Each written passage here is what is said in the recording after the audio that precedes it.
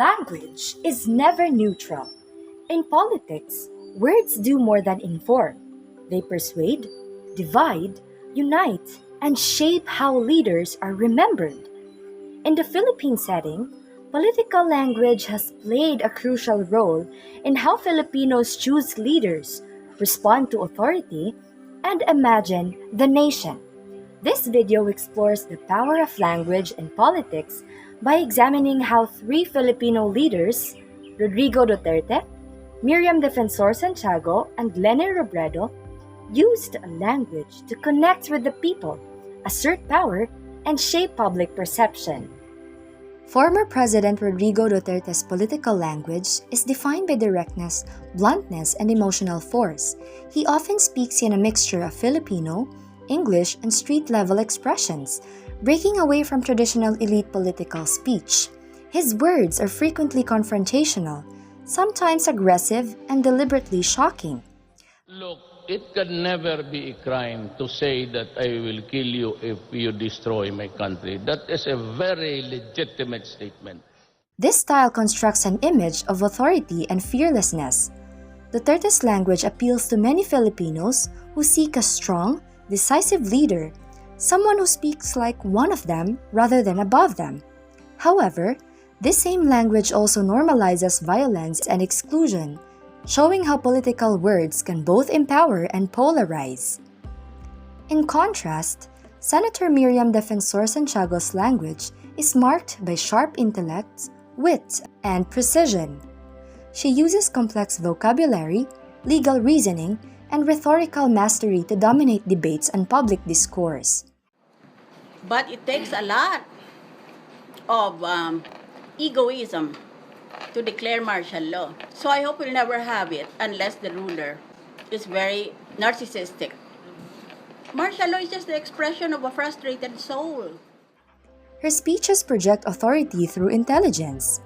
Unlike Duterte's emotional appeals, Santiago's language demands respect and attention. This style resonates with audiences who value competence, logic, and moral clarity. Yet, her highly intellectual language could also feel distant to some voters, revealing how linguistic sophistication can both attract and alienate. Former Vice President Lene Robredo represents a different linguistic approach, one rooted in empathy, humility, and inclusivity. Her speeches are calm, structured, and emotionally grounded, often highlighting collective action and service. Ito ang totoong pagkakaisa. Pagkakaisang babaklas sa luma at bulok na sistema. Robredo frequently uses inclusive pronouns such as we and our, inviting listeners into a shared vision of leadership. Her language emphasizes hope, compassion, and accountability rather than fear or dominance.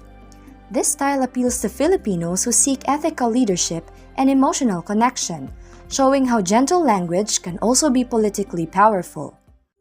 The language of politicians reflects not only who they are, but what kind of leadership people desire. Duterte's forceful words appeal to strength. Santiago's sharp rhetoric commands respect, and Robredo's empathic language inspires trust.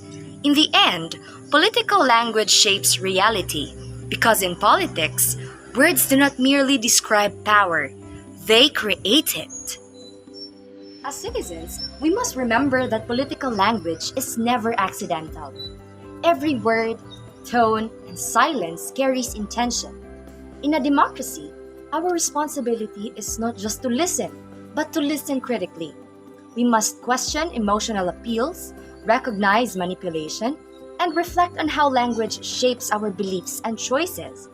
Whether a leader speaks with force, intellect, or empathy, what matters is not only how convincing the words sound, but what values they promote and whose voices they include or exclude.